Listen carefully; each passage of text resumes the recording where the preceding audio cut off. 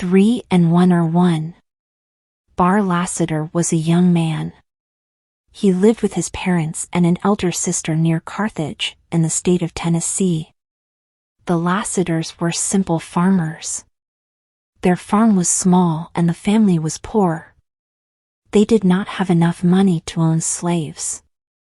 But although they were poor, the Lassiters were never hungry. They grew enough food for themselves. When the Civil War began, Bar was 22 years old. The war divided many families. Children disagreed with their parents and grandparents. Nieces and nephews disagreed with their uncles and aunts. Sisters, brothers, and cousins disagreed with each other. Most people in the northern states believed that slavery was wrong.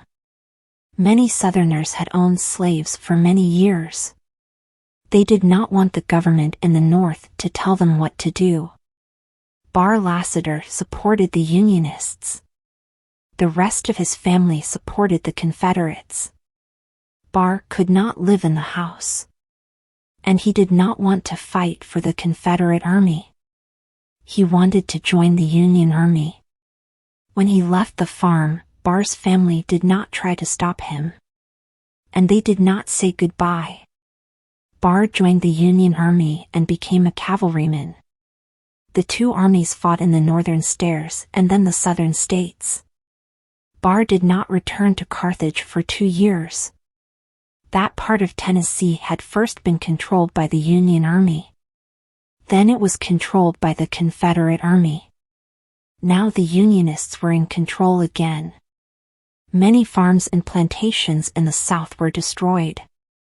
A terrible battle had been fought near Carthage. Many men from both armies had been killed. Bar spoke to his commanding officer.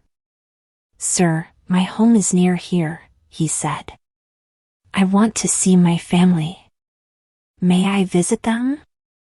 "You can have 2 days' leave," the officer replied. Bar Lassiter walked across the fields near Carthage, toward his home. It was late in the afternoon when the young man reached his family's farm. The shadows were becoming longer and darker. Before he reached the farmhouse, the sun had set. "Will my family welcome me?" he asked himself. "I've been away for 2 years. Have they changed their minds about the war? War changes many things. I've seen and done many terrible things.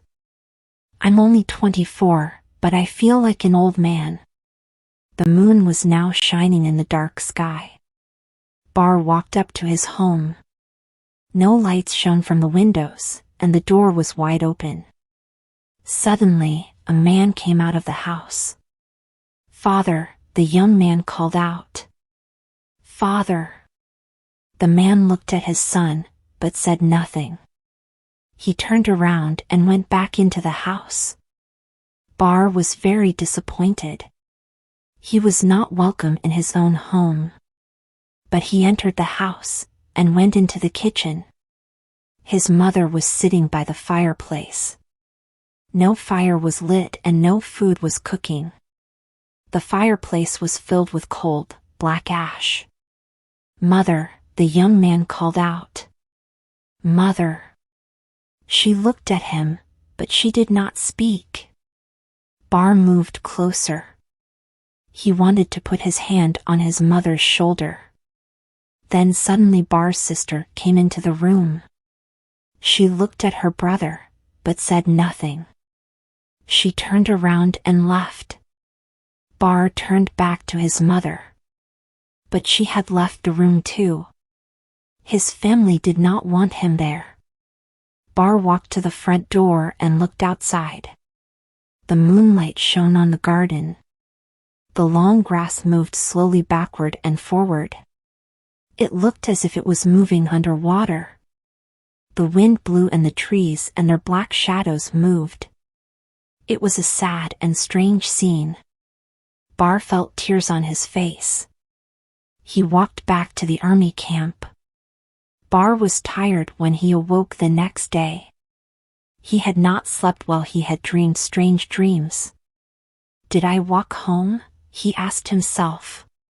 Or did I dream about my walk to Carthage? Did my family turn away from me? I'm not sure. I must go back to the farm.